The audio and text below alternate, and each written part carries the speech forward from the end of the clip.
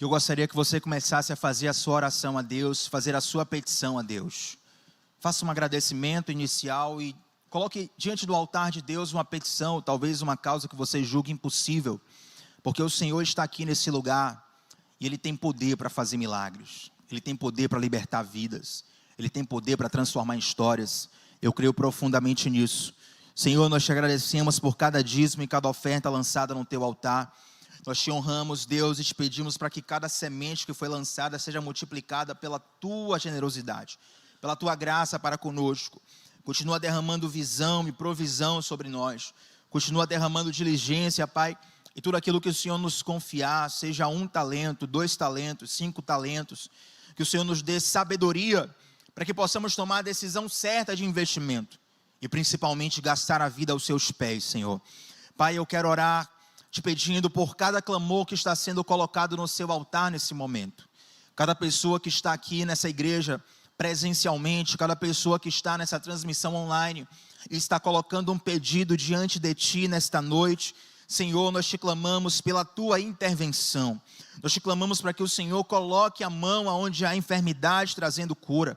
Coloque a mão onde há morte, trazendo vida. Coloque a mão, Pai, onde aquilo que está travado como um nó cego, o Senhor tem poder para desatar, o Senhor tem poder para quebrar correntes, o Senhor tem poder para mudar qualquer história. E nós colocamos esses pedidos aos teus pés, crendo que o Senhor tudo pode fazer.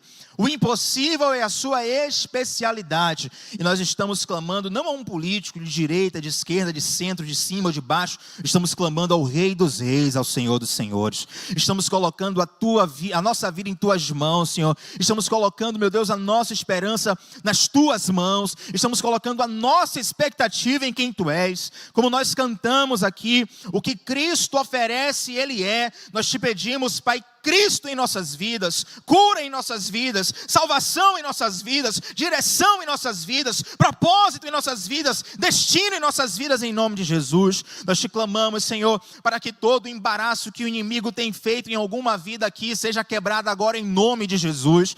Nós te clamamos, Deus, pelas famílias aqui representadas, pessoas que fazem parte da nossa família, pessoas que têm o nosso sangue, mas não estão aqui, nem estão assistindo esse culto. Não importa, elas serão alcançadas pela tua mão, porque nós estamos clamando a ti nesse momento.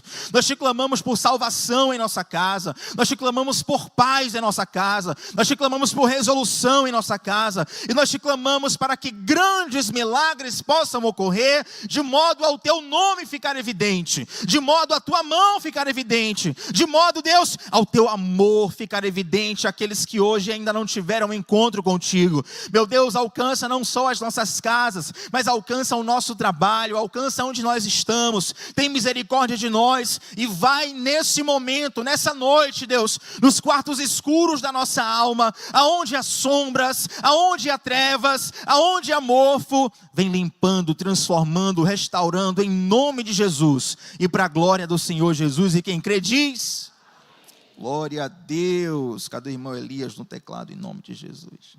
Chega aqui, meu irmão. Amém, gente? Pode se assentar. Pega a sua Bíblia e abre comigo em Marcos capítulo 5. Marcos 5.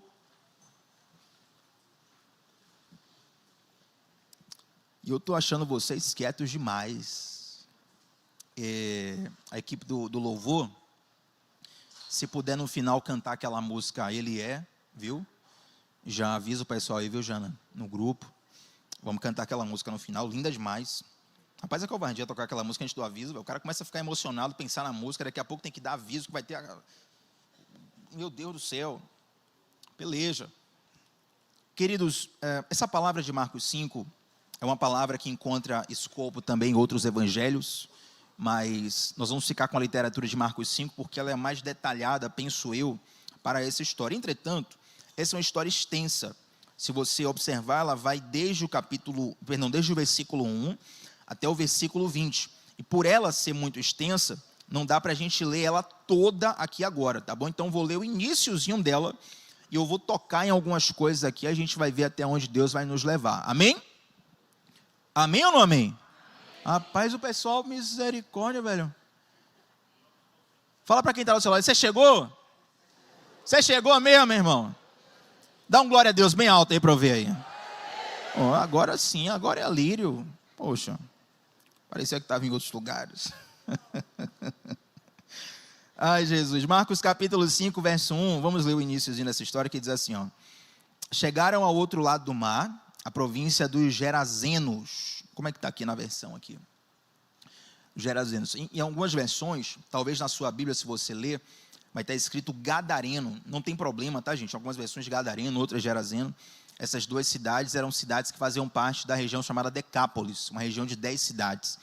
E seria basicamente, para você achar que não era algo só daquela época, seria basicamente assim, olha, aconteceu algo no aeroporto. Aí alguém pergunta assim, aonde? Em Lauro de Freitas ou em Salvador? Tem gente que diz que o aeroporto fica em Lauro de Freitas, tem gente que diz que fica em Salvador. Tem briga judicial no direito tributário até hoje por causa disso. Então, eram 10 cidades coladas. Então, não é erro, não é contradição, é apenas que uns vão dizer que era Gerasa, outros que é Gadara, mas basicamente é o mesmo lugar, amém? Então, se você vê na sua Bíblia Gadareno, não tem problema. A província dos Gerazenos, versículo 2. Descendo ele do barco, saiu-lhe ao encontro dos sepulcros um homem possesso de espírito imundo, o qual morava nos sepulcros e nem ainda com cadeias podia alguém prender.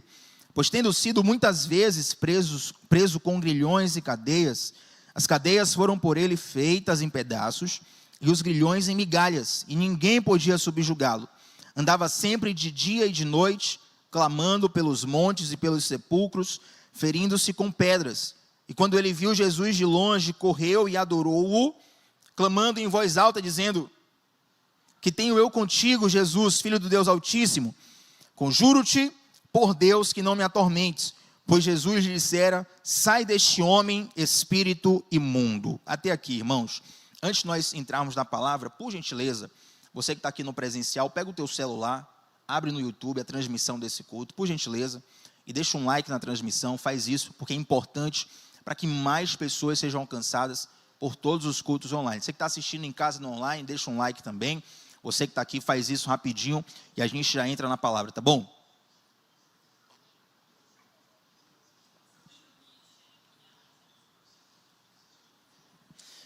Jesus, quando ele pega o barco e vai com os discípulos para essa região chamada Decápolis, é interessante porque quando Jesus faz isso, acontece uma grande tempestade.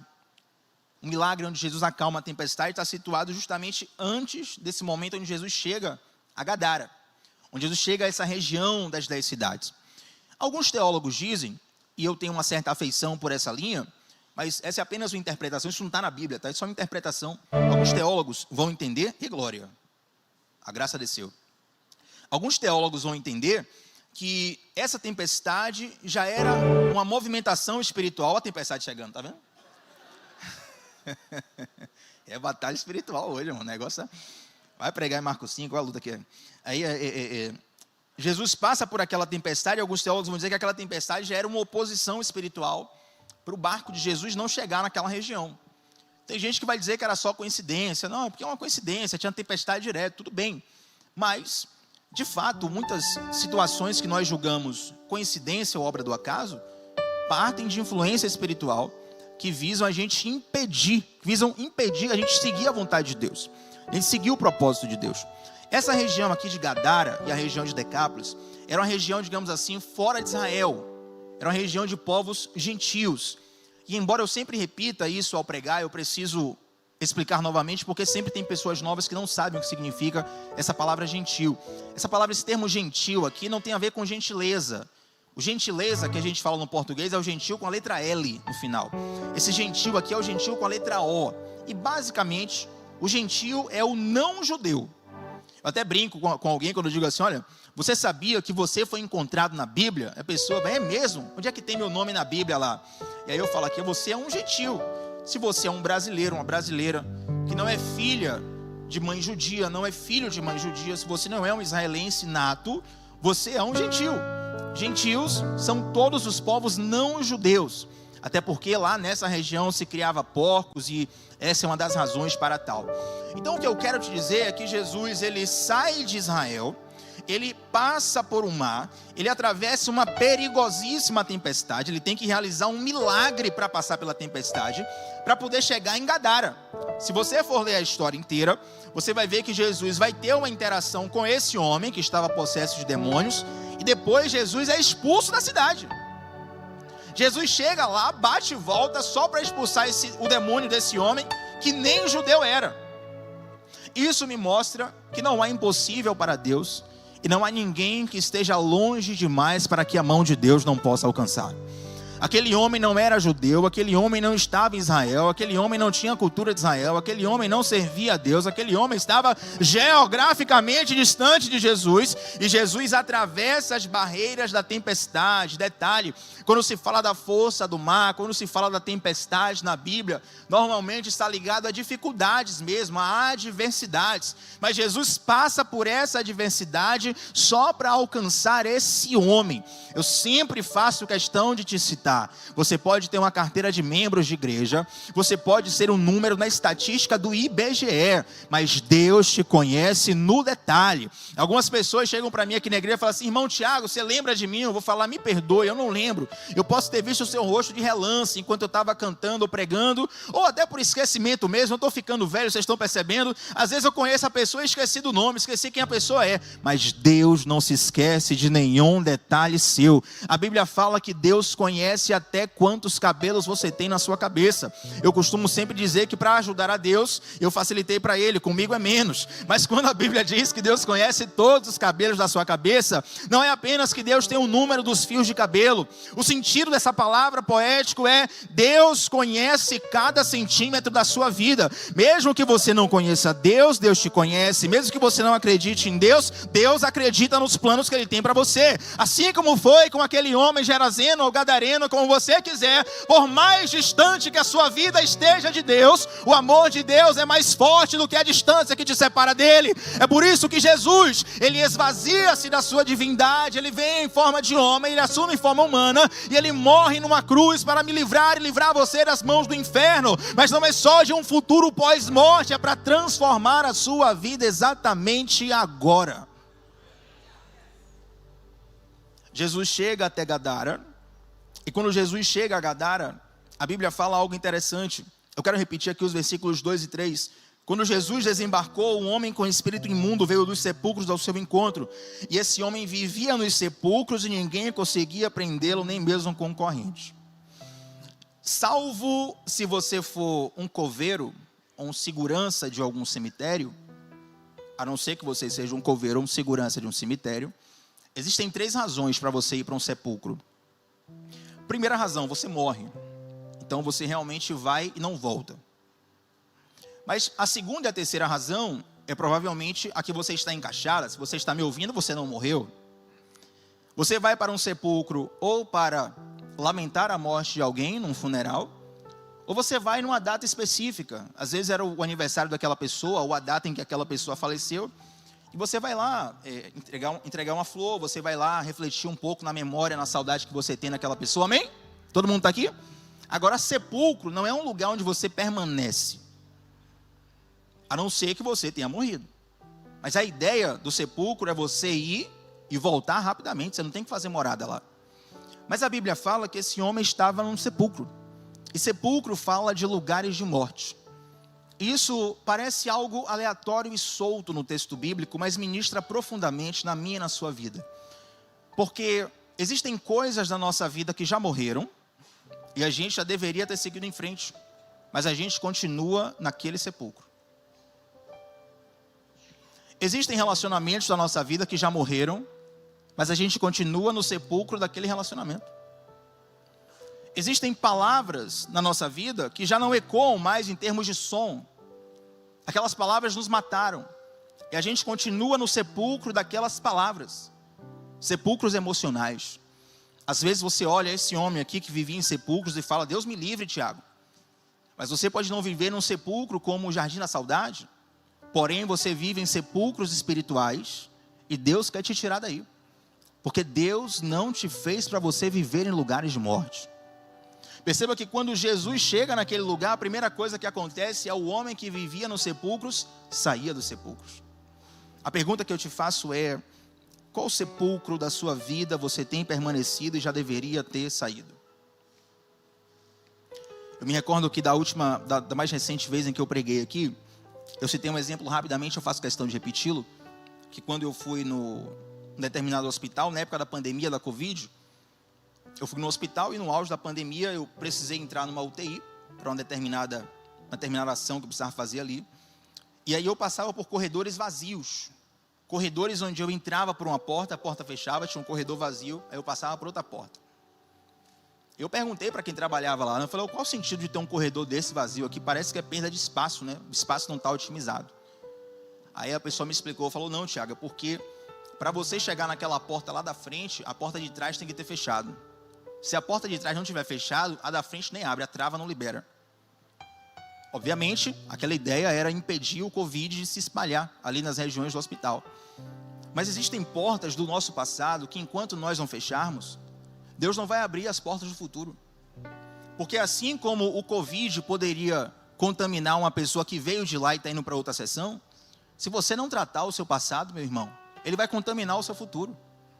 Se você passar por uma próxima estação com as mesmas feridas abertas, ele vai contaminar o seu futuro.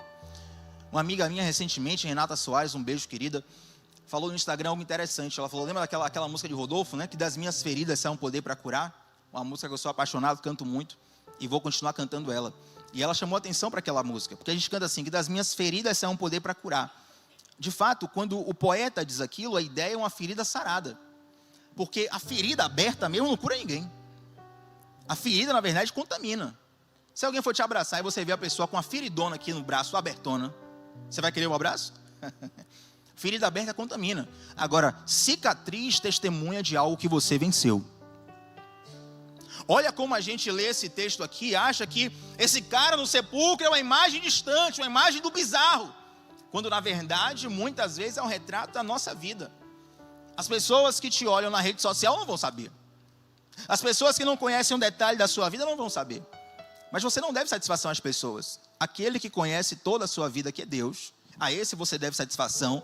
Ele te trouxe aqui para te dizer, chegou o tempo de você abandonar sepulcros emocionais, de você abandonar sepulcros espirituais, de você fechar feridas que estão contaminando e impedindo você de ir para o próximo passo. Assim como esse homem habitava em sepulcro, infelizmente, muitas pessoas hoje estão habitando em sepulcros. E a Bíblia diz que ninguém conseguia prender aquele homem. Tentavam prender com correntes, com grilhões, e aquele homem rompia tudo. E é interessante que muitas das feridas que nós temos, elas podem ser tratadas de diversas formas.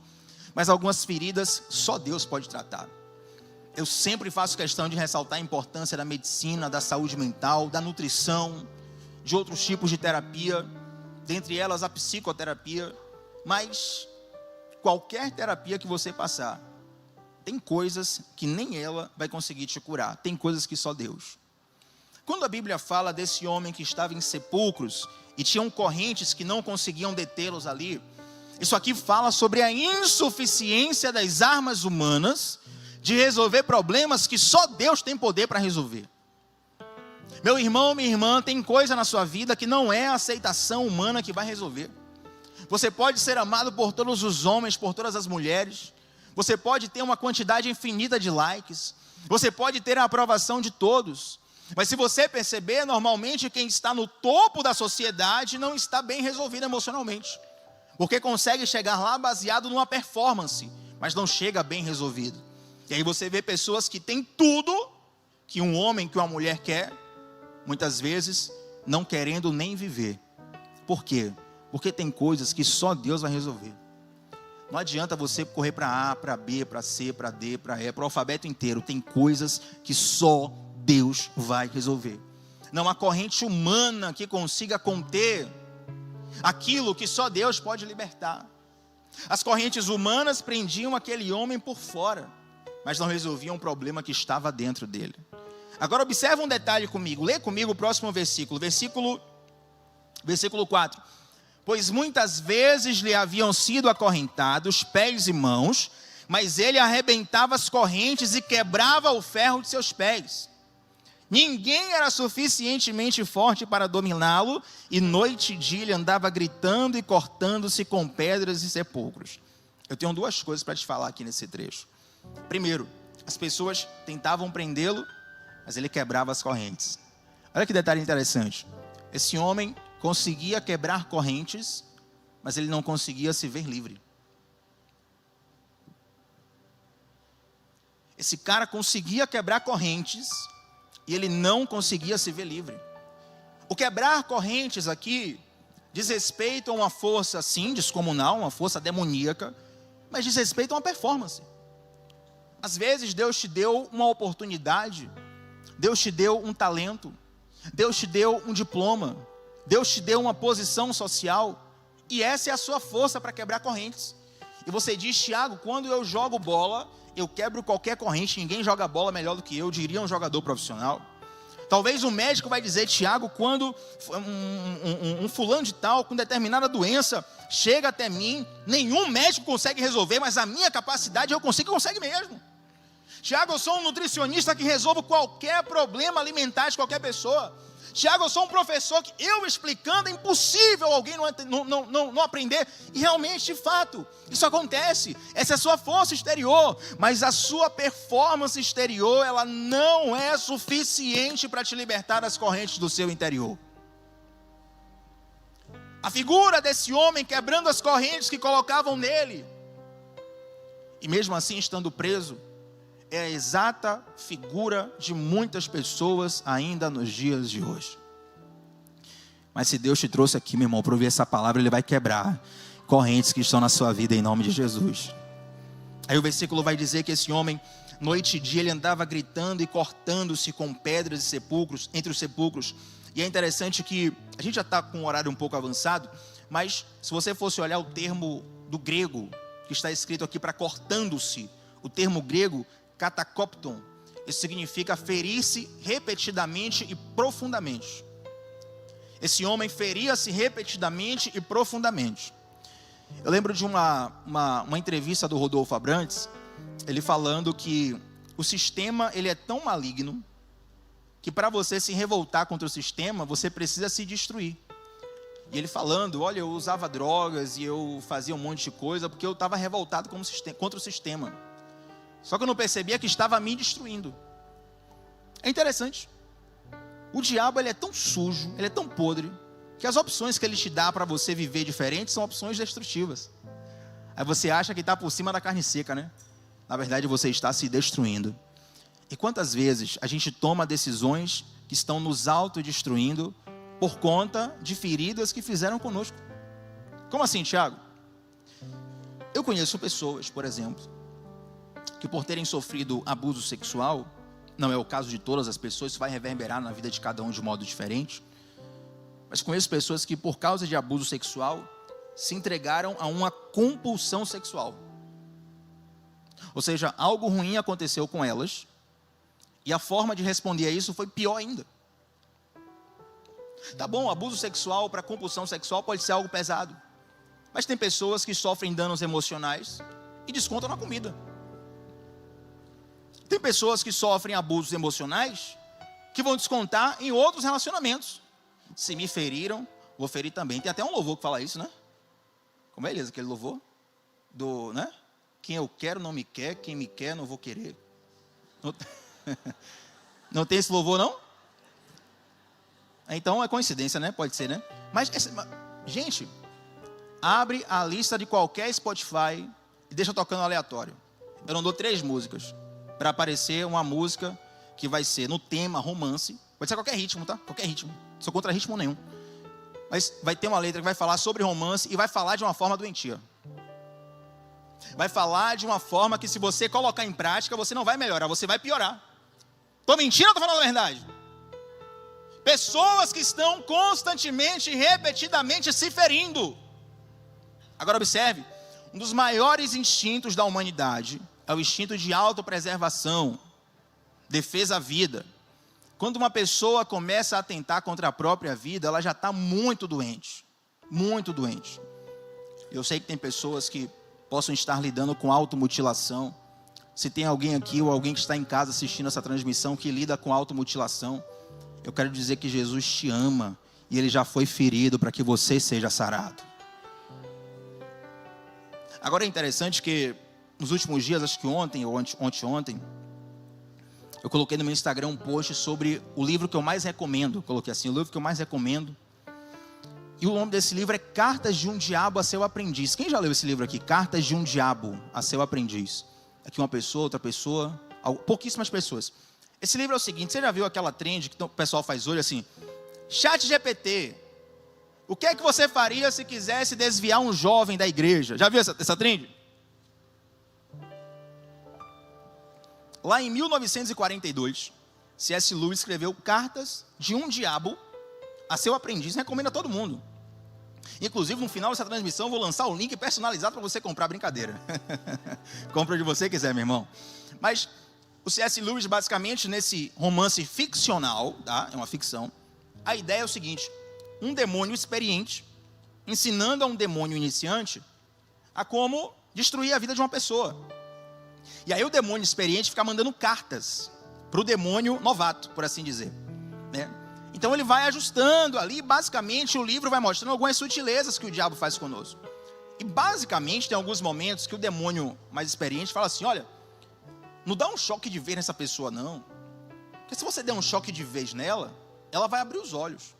Você tem que cozinhar ela no banho-maria, para ela achar que não tem nada demais.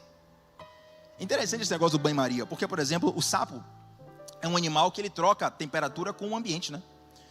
E aí, se você colocar um sapo numa água quente, numa água morna, ele vai entrar ali e não vai sentir nada. Aí você aumenta um pouquinho a temperatura da água, o sapo troca a energia ali, temperatura com a água, ele fica ali, equilibra. Aí você aumenta um pouquinho mais, ele fica ali e vai equilibrando. Chega uma hora que a água esquentou tanto, ele já trocou tanta energia que ele não tem mais. Se você colocar ele numa água fervendo, ele pula na hora. Mas se você for ali aos poucos, na hora que ele... Meu Deus, tenho que sair daqui, não tem forças. Muitas vezes o diabo faz isso conosco. Muitas vezes o diabo faz você se ferir repetidamente através de práticas autodestrutivas. E isso é profundamente diabólico, gente. Até mesmo para pessoas que caminham com Jesus. Como assim, Tiago? Nós estamos falando aqui de um endemoniado gadareno que, digamos assim, tem uma possessão estereotipada, tradicional. Então assim, o fulano ficou possesso, virou o olho, mudou a voz, botou a mão para trás, ajoelhou. Mas você vê que existem outros tipos de possessões que não necessariamente fazem a pessoa entortar o olho, mudar a voz, andar de costas, sei lá, não. Por exemplo, Judas. A Bíblia fala que o diabo entrou em Judas, e o que é que Judas fez? Foi lá vender Jesus por 30 moedas de prata. Atenção aqui. Quando o diabo entrou em Judas, Judas não ficou possesso, não mudou a voz, não saiu andando, plantando bananeira. Não, esqueça isso. Quando o diabo entra em Judas, Judas troca Jesus pelas riquezas desse mundo. Judas andava com Jesus, sim ou não? Quantas vezes nós andamos com Jesus e trocamos Jesus pelas riquezas desse mundo? Você percebe que sutileza é mais eficaz do que ignorância? Eu te garanto, irmão, se o Satanás aparecer para você hoje em sonho, com 2 chifres e uma cauda, amanhã você liga para mim na hora: irmão Tiago, ore por mim, que o sangue de Jesus preciso. Meu Deus, irmão Tiago, eu tive um pesadelo terrível, eu quero voltar para Jesus, que você se assusta na hora. Mas se Satanás, ele vai ali te enrolando em sutilezas, e você vai fazendo práticas destrutivas o tempo todo, isso é tão diabólico quanto você ficar possesso. E às vezes é mais eficaz para Satanás que você não perceba que está numa vida destrutiva. Esse homem, ele se golpeava, ele se feria profundamente. E observe, muitas vezes nós pegamos palavras que foram usadas para nos ferir e nós nos ferimos mais ainda com elas. Alguém lançou uma palavra para você se ferir, você pega essa palavra e se fere mais ainda. Quando, Tiago? Quando você remoe essa palavra. Às vezes a palavra que mais te machuca é que alguém te falou e você ficar repetindo essa palavra para você. Você mesmo fica se machucando, se machucando, se machucando, se machucando. Tiago, como é que eu faço para quebrar esse ciclo? Muito simples. A Bíblia diz que as armas da nossa milícia, elas são diferentes. A palavra de Deus, a verdade, é a melhor arma contra a mentira.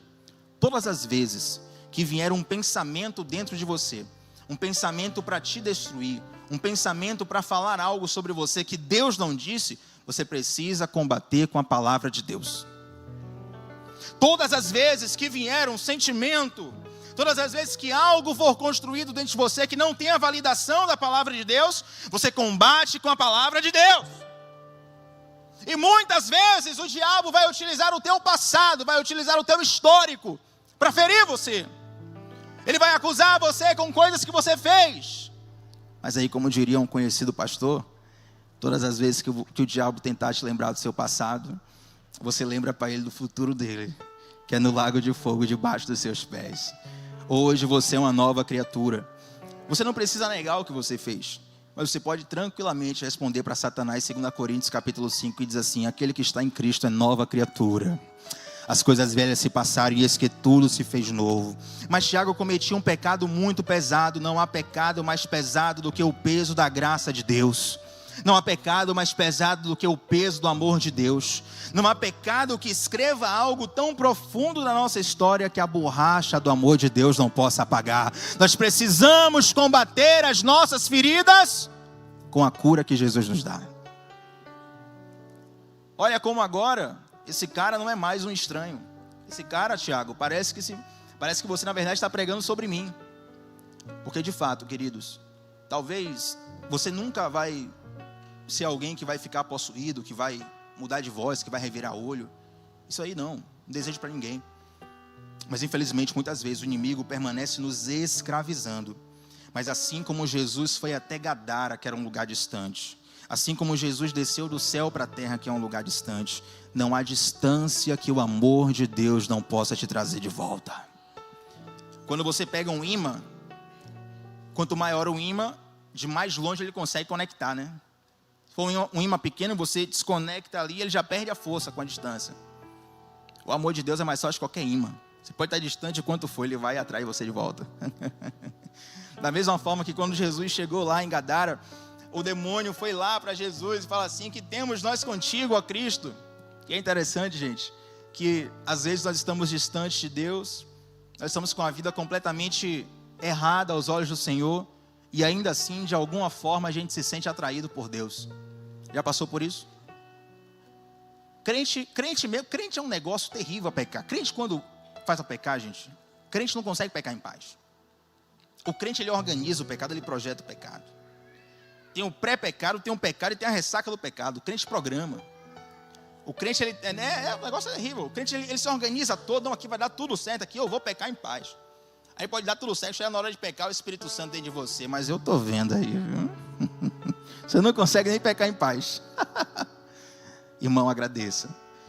Não é uma frase de Orkut que Jesus repete, mas certamente você já viu nos Orkuts, dos MSNs, dos Facebooks, dos Instagrams da vida, aquelas frases: enquanto eu estiver correndo atrás, valorize. Porque quando eu esquecer, Jesus não esquece de nós. Você pode tentar fugir de Deus para onde você for, mas Jesus sempre conseguirá te alcançar. Aí aquele demônio chega para Jesus. Vamos avançar aqui. Versículos 6 e 7. Quando viu Jesus de longe, correu e prostrou-se diante dele e gritou em alta voz: que queres comigo, Jesus, filho do Deus Altíssimo? Rogo-te por Deus que não me atormente. O demônio pediu para Jesus em nome de Deus. Olha que interessante isso aqui. O demônio, ele reconhece que Jesus é o Filho de Deus. Ele reconhece que quem está diante dele ali é o Messias. Mas, Tiago, se o demônio reconhece que Jesus é o Filho de Deus, que é o Todo-Poderoso, tal, que é o correto, que é o santo, que é o puro, que é o perere parará, por que ele não é salvo? Porque reconhecer o poder de Deus é diferente de servir a Deus por amor. Todos os demônios servem a Deus. Quer recortar para polemizar? Eu vou queimar a imagem de Tiago na internet. Recorta aí agora. Todos os demônios servem a Deus. Eles só vão até onde Deus permite que eles possam ir. Eles só fazem aquilo que no máximo Deus permite eles fazerem. Mas então, Tiago, qual é a diferença? É que Os demônios não se submetem a Deus por amor. E olha como é terrível isso aqui. Porque às vezes a nossa espiritualidade, a nossa obediência a Deus não é baseado no amor, mas é baseado no medo. Quem teve aquele CD do Fernandinho, antigo, chamado Faz Chover? Quem teve o CD de Fernandinho, Faz Chover? Quem teve? Falou em CD, pouca gente levanta a mão, o negócio da luta, né, velho? Rapaz, eu era criança na época, eu sei, mano, fica tranquilo, tá beleza, meu. Eu cheguei numa igreja e falei assim, quem viu o pentacampeonato do Brasil? Ninguém levantou a mão, eu falei, meu Deus do céu. Mas enfim, quem teve esse CD, eu achei interessante que a primeira vez que eu vi essa frase, foi no encarte do CD. Tinha uma frase assim de um profeta, uma profetisa, não sei, não conhecia o nome direito, acho que é Rabia. Não é da Bíblia não, um profeta. E tinha uma frase que era assim, se eu te adorar por medo do inferno, queima-me no inferno. Se eu te adorar pelo paraíso, exclua-me do paraíso. Mas se eu te adorar pelo que tu és, não esconda de mim a tua face. Quando a nossa relação com Deus e a nossa religiosidade é baseado no medo, baseado apenas no costume cultural, isso é demoníaco. Porque os demônios também reconhecem a Deus e eles também servem a Deus. Deus não quer uma relação por obrigação. Eu estava vendo Júlia ministrar durante o louvor, quando ela falou assim, se alguém te colocar, né, uma ameaça e falar assim, a partir de hoje eu te obrigo a me amar, você vai casar comigo, vai viver comigo para sempre. Isso não é amor, isso é uma prisão, é cárcere privado. Por favor, procure a polícia, nos procure, denuncie, saia disso. Deus não te chamou para algo pesado. O amor de Deus é persuasivo. Deus, ele nos conquista de modo tão profundo, que mesmo tendo outras opções, agora eu prefiro seguir a Deus. Deus me conquistou, Ele não só me escolheu, Ele me convenceu que a vontade dEle é boa, agradável e perfeita. A vontade de Deus, vista de longe, é como um prato de alface. Quando você vai experimentar, é como um brigadeiro. A Bíblia fala assim, provai e vede que o Senhor é bom. Para você experimentar a bondade de Deus, tem que provar, tem que comer. Se você pegar uma revista com uma receita, e você ler aquela receita, aquilo não mata a sua fome. Se você rasgar aquele pedaço de papel e colocar na sua boca, aquilo também não mata a sua fome. Você precisa fazer aquela receita, cozinhar, assar, fritar, sei lá o que, e saboreá-la, prová-la. Quando você provar, saboroso. Prove e veja que o Senhor é bom. Aquele demônio chega para Jesus e fala assim, que tenho eu contigo, filho do Deus Altíssimo, rogo-te que não me atormentes. É interessante, eu quero fechar com isso aqui, tem uma parte polêmica aqui no texto, que diz assim, versículo 8 e 9, pois Jesus lhes tinha dito, saia deste homem, espírito imundo. Então Jesus lhe perguntou, qual é o seu nome? Meu nome é Legião, respondeu ele, porque somos muitos. Jesus perguntou para o cara, qual o seu nome? Perguntou para o demônio, qual o seu nome? O demônio falou, meu nome é Legião, porque somos muitos. Às vezes nós medimos a nossa vida com os números da vida, né? Você se importa com o número de seguidores, se importa com o número de likes, você se importa com o número da sua conta, números. Mas Deus está te perguntando quem você é. Quando esse demônio fala assim, legião ele está se referindo ali a um destacamento do Império Romano. Uma legião era responsável por organizar militarmente um lugar.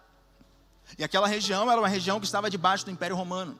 Então basicamente é como se ele dissesse assim, meu nome é batalhão. Aí você pensa, batalhão de quê? Você pensa, batalhão do exército, batalhão da polícia. A ideia do demônio era essa. Eu sou um exército poderoso. Eu sou um exército numeroso. Aquele homem estava realmente carregado. Isso parece distante de nós. Mas quantas pessoas chegam para mim e falam assim, irmão Tiago, eu preciso conversar com você. Eu digo, pode começar a falar. Irmão Tiago, eu não sei nem por onde começar. Porque é tanta bomba que tem na vida, Satanás está destruindo tanto que você não consegue nem enumerar o que é que ele está fazendo. Legião. É tanto ataque que você nem sabe de onde veio. É muita coisa acontecendo, Tiago. Mas mesmo uma legião do inferno não foi suficiente para impedir a transformação que Jesus tinha para aquele homem. Pode o inferno inteiro se levantar contra a sua vida, Jesus é maior, Jesus é mais forte. Pode o teu passado ser a pior cena que você pode descrever, mas o teu futuro é brilhante nas mãos de Jesus. Pode o teu passado ser algo tão podre que às vezes você tenta esconder, você tenta esquecer, mas o teu futuro ele é brilhante nas mãos de Jesus. Você pode ser carregado com quantos demônios você quiser, meu irmão. Pode vir um inferno inteiro para acabar com sua vida. Quando Jesus entra na cena, pode ter legião, pode ter batalhão, pode ter destacamento, pode ter quem for. Jesus chegou e agora a história vai mudar. Eu profetizo que demônios sairão da sua casa em nome de Jesus. Sairão da sua vida em nome de Jesus. Sairão da sua história em nome de Jesus. Jesus expulsa aqueles demônios. A Bíblia fala que ele manda para uma manada de porcos. O tempo já não permite mais explorar isso aqui. Vai ficar para a próxima. Quem quiser saber a polêmica da manada de porcos, assiste o devocional, tá? Segunda a sexta, 7h30 da manhã, sempre começando o dia mergulhando na palavra de Deus. T Batista 8, lá no YouTube. Vai dar tudo certo, em nome de Jesus. Vou fazer uma série sobre isso, só porque eu não consegui terminar aqui. Mas é interessante, irmãos, eu quero ir para o final do texto. Vem comigo, por favor, eu quero que você abra a sua Bíblia. Mesmo que o Yang projete aqui, abra a sua Bíblia comigo. Lá no versículo... Cadê aqui? 15. Versículo 15. Indo ter Jesus, viram o endemoniado, que tivera a legião, assentado, vestido em perfeito juízo, e temeram. O Ministério de Louvor já pode vir se quiser. Indo ter visto Jesus, viram o endemoniado, que tivera a legião, assentado, vestido em perfeito juízo, e temeram. Olha só, o cara estava endemoniado, o pessoal tinha medo. O cara foi transformado, o pessoal continuou com medo. Porque na verdade, as pessoas não conseguiram botar fé no que estava acontecendo. Olharam assim, para esse cara ficava em sepulcros. Esse cara que a gente tentava acorrentar, ele quebrava a corrente. O cara está ali quieto, parado, ele está aprontando algo, não é possível. A transformação foi tão grande que as pessoas não conseguiram acreditar à primeira vista. Mas note que quando Jesus transforma esse homem, Jesus devolve ele para a normalidade. Sepulcro é lugar de isolamento. Isolar-se não é bom. Normalmente quem busca o isolamento está querendo esconder alguma coisa. Jesus cura aquele homem e traz ele de volta para a normalidade. Às vezes a gente pensa em viver coisas extraordinárias com Deus, mas o extraordinário se esconde no dia a dia. Você que tem um filho, quando você limpa o seu filho depois de ele comer e se sujar tudo, isso é uma bênção de Deus. Você que tem o seu cônjuge, tem a oportunidade de abraçar o seu cônjuge, dormir junto com ele, isso é uma bênção de Deus. Você que tem a oportunidade de ter um animal de estimação e brincar com ele ali, isso é uma bênção de Deus. Você que tem a oportunidade de torcer para um time de futebol e vê-lo ganhar ou perder, mas devotar ali uma emoção, isso também é uma bênção de Deus. Deus nos cura, nos transforma e nos restaura para nos colocar de volta à normalidade. O equilíbrio está fora de moda. Hoje a moda é o extremo, né? Extremo é a moda. Eu trabalho com rede social e, irmão, quer crescer em rede social? Vou dar uma consultoria gratuita aqui, ó. Quer crescer em rede social? Seja extremo. Para qualquer lado. Não precisa nem acreditar no lado que você está sendo extremo. Seja extremo, você vai crescer. Porque as pessoas se apaixonam pelo extremo. Ninguém mais quer equilíbrio, mas porque a sociedade está contaminada com demônios. Mas salvação, cura, restauração tem a ver com ter uma vida equilibrada. Jesus quer te reequilibrar, meu irmão, minha irmã. Jesus quer te transformar. Jesus quer te trazer de volta à normalidade. E eu quero te convidar para se colocar de pé nesse momento. A Bíblia diz nessa história que esse homem, após ser transformado e curado por Jesus,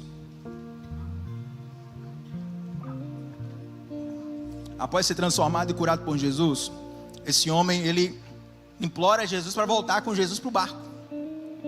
Ele fala assim: olha, me deixa voltar para o barco, me deixa voltar para o barco. O pessoal expulsou Jesus, ficou chateado porque Jesus, né, eles perderam os porcos.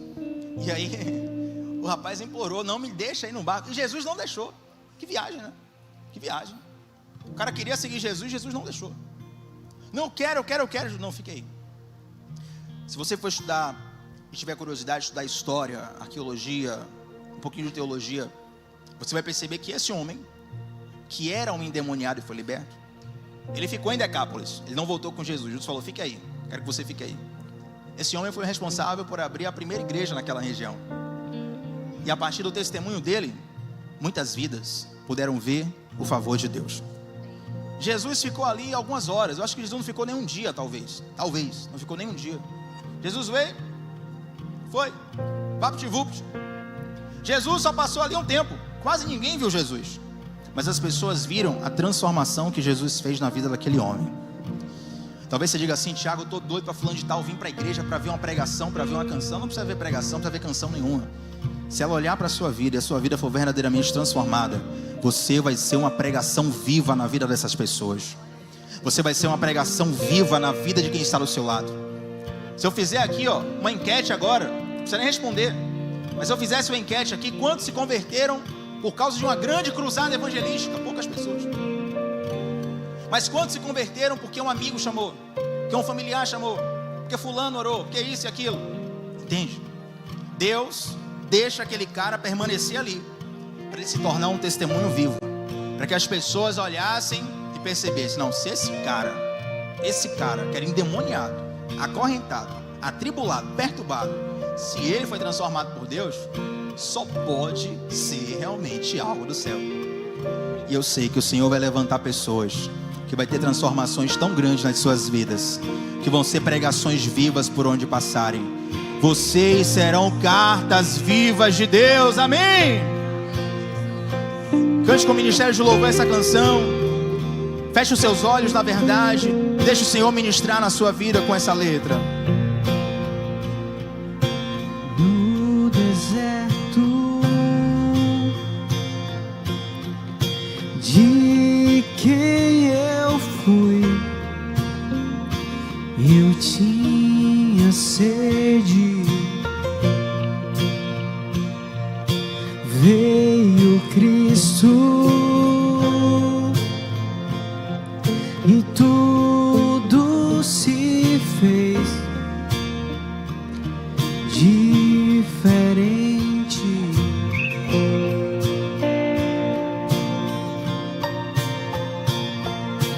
Ele vê meus pecados ocultos,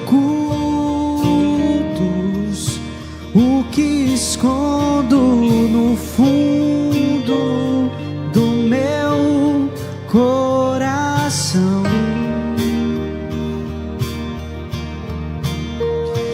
Derrama em minha vida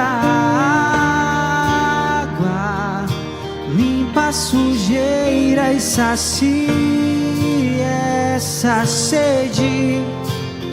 O que Cristo oferece, Ele é. No escuro de quem eu fui, eu tinha medo. Veio Cristo e tudo se fez diferente.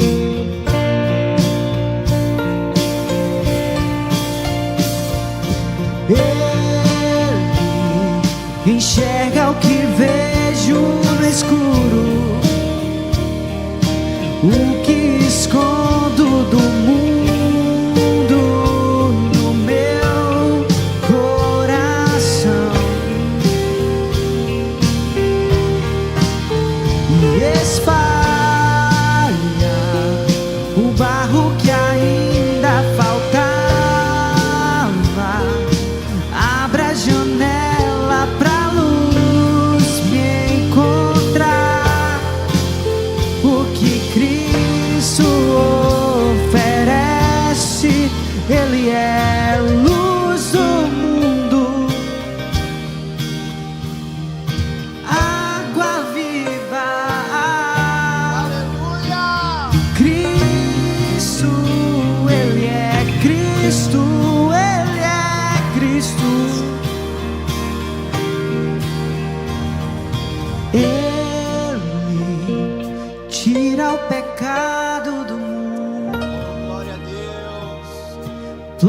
esperança na terra do meu coração.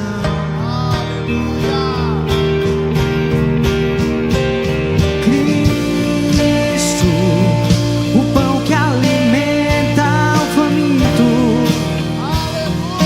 vinho esmagado e servido na cruz para todo cansado. O que Cristo oferece, Ele é. Ouça uma coisa. Jesus estava numa região distante e ele atravessa em busca daquele homem. Jesus desce do céu, vem para a terra para me alcançar, para te alcançar. Jesus encontra aquele homem perdido, acorrentado nas vicissitudes da vida, da mesma forma que Cristo nos encontrou na nossa pior versão. Jesus repreende a maldição na vida daquele homem, repreende os demônios da vida daquele homem e traz aquele homem libertação. Jesus também fez isso comigo, Ele fez isso com você. Jesus, Ele pega aquele homem de um estado de perturbação, de angústia, de turbação no seu interior e devolve ele ao estado de paz. É isso que Jesus faz.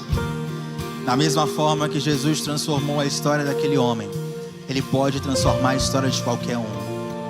Jesus tem uma liberdade para nós que não é apenas uma liberdade para não irmos para o inferno, é uma liberdade para desfrutarmos da vida aqui, hoje, agora. E eu oro para que você receba isso, meu irmão. Eu não posso terminar esse culto aqui sem dar a oportunidade de você que ainda não fez uma aliança com Jesus, de você fazê-la publicamente nessa noite. Se você nunca fez uma aliança com Jesus, mas quer entregar a sua vida para Ele nessa noite, faça um sinal com a sua mão assim, nós vamos orar por você. Tem alguém aqui? Faça um sinal com sua mão. Glória a Deus, tem uma pessoa ali, louvado seja o nome de Jesus. Tem mais alguém? Faça um sinal alto, senão eu não vou perceber. Tem alguém aqui? Glória a Deus, louvado seja o nome de Jesus. Tem mais alguém? Tem mais alguém aqui que quer fazer uma aliança com Jesus? Tem mais uma pessoa aqui, glória ao nome de Jesus. Outra pessoa ali, glória ao nome de Jesus. Mais uma pessoa ali, glória ao nome do Senhor Jesus.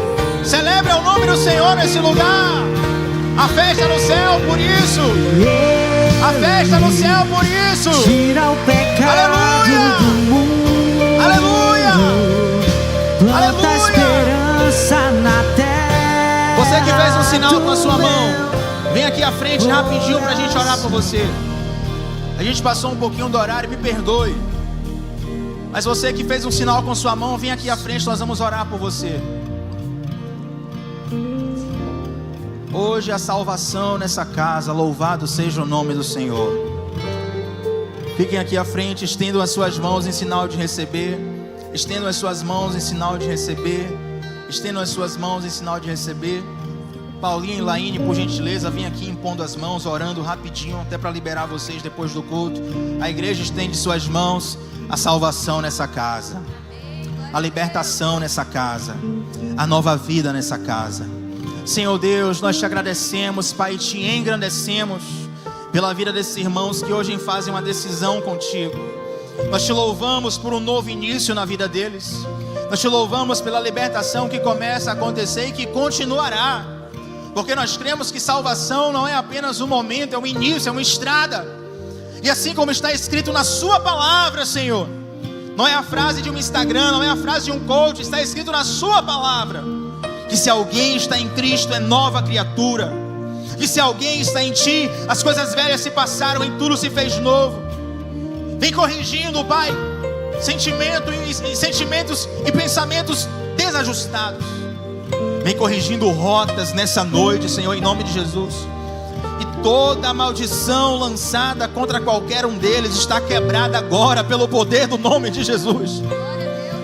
Toda consagração, toda palavra maligna, toda feitiçaria está quebrada agora aos teus pés em nome de Jesus. Tua palavra diz que o sangue de Cristo nos purifica de todo pecado. Faz deles, assim como tu fizeste daquele homem, um grande missionário naquela região. Faz dessas pessoas ganhadoras de almas, Pai, em nome de Jesus.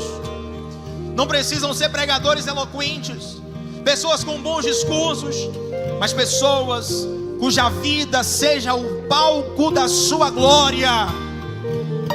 Em nome de Jesus e para a glória de Jesus, a igreja diz: aplaudam o nome do Senhor essa noite, queridos. Podem voltar aos seus lugares, Deus abençoe. Podem voltar aos seus lugares, Deus abençoe. A igreja permanece de pé, vamos orar para encerrar. Feche seus olhos, põe a mão no seu coração. Nós vamos orar para encerrar esse culto. E ao final do culto, já sabe, o Ministério de Intercessão, Paulinho e Laine estão ali, vão orar por vocês. Põe a mão no seu coração, feche seus olhos. Santo Deus, nós te damos graças, porque o Senhor fizeste uma grande obra em nossas vidas. Te damos graças pela palavra ministrada, pelos louvores entoados, pelas orações feitas, pelas vidas que aqui estão. E eu quero te pedir, Senhor, assim como tu fizeste uma grande obra na vida daquele homem, tão assustadora que as pessoas ficaram surpresas inicialmente. Eu te peço, Pai, eu profetizo que grande seja a tua obra na nossa vida, a ponto das pessoas ao nosso redor serem impactadas. Nós não queremos ser o centro de nada, nós só queremos ser um canal, um instrumento, um vaso em suas mãos. Que a sua glória resplandeça em nós e através de nós, em nome de Jesus. E quem crê diz...